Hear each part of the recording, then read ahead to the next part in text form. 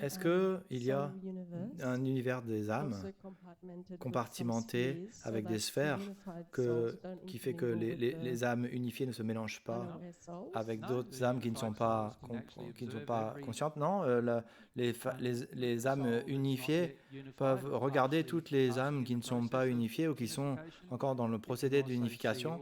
Elles peuvent voir aussi toutes les âmes non incarnées. Nous ne les voyons pas. Nous ne sommes pas. Les âmes non incarnées ne sont pas conscientes de ce qu'elles voient, parce elles ne sont pas encore nées, on peut le dire. Elles ne sont pas encore incarnées pour devenir conscientes d'eux-mêmes. Rappelez-vous que le concept d'incarnation, c'est une âme qui, chaque moitié de l'âme devient consciente d'elle-même à travers la première incarnation.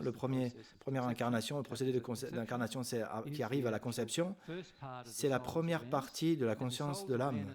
Et la conscience de l'âme n'est pas complète tant qu'elle n'est pas complètement arrivée à l'état d'union. Et donc vous êtes complètement conscient du coup à ce moment-là. Et on peut dire que l'incarnation, le procédé de l'incarnation, du coup, il est complètement complet quand l'âme est complètement consciente. Nous pouvons dire que nous sommes encore comme une âme non incarnée. Vous n'êtes pas encore conscient de votre âme, de la moitié de vous-même. Vous n'êtes pas de façon émotionnelle conscient de votre âme jumelle. Et donc vous êtes dans un état pas très complet. Il y a une croissance de la conscience.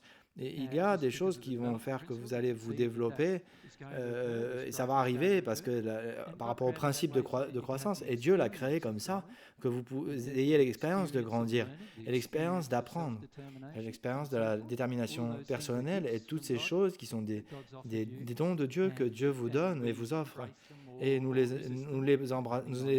suivons ou on résistons à cela, ce qui dépend de notre condition. Mais du coup, à la fin, Dieu veut qu'on devienne, a créé cela pour qu'on devienne conscient. En regardant le diagramme, la sixième sphère est un état assez limité. Le problème avec ne pas connecter à Dieu, c'est pas vous connecter à Dieu, ça fait que vous ne pouvez pas faire la transition entre la sixième et la septième sans Dieu, sans la connexion à Dieu.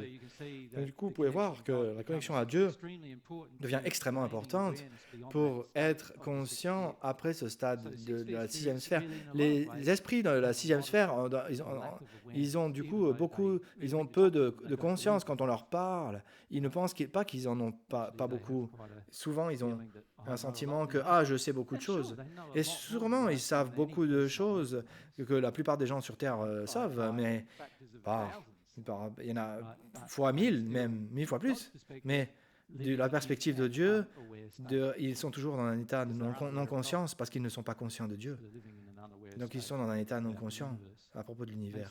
Est-ce que ça fait sens? Ok. Donc ça, c'est les termes dont on parle. Maintenant, parlons des termes de la transformation. La transformation est la possibilité offerte à l'âme humaine. Et rappelez-vous, avec quoi? Ça doit avoir ce qu'on appelle le désir. Le désir, rappelez-vous, c'est ce qu'on a dit à propos du désir des 2 derniers jours, d'un facteur assez important. C'est pas basé sur la volonté. Pas du tout. C'est un désir c'était basé sur le désir, c'est que du désir qui active ce procédé.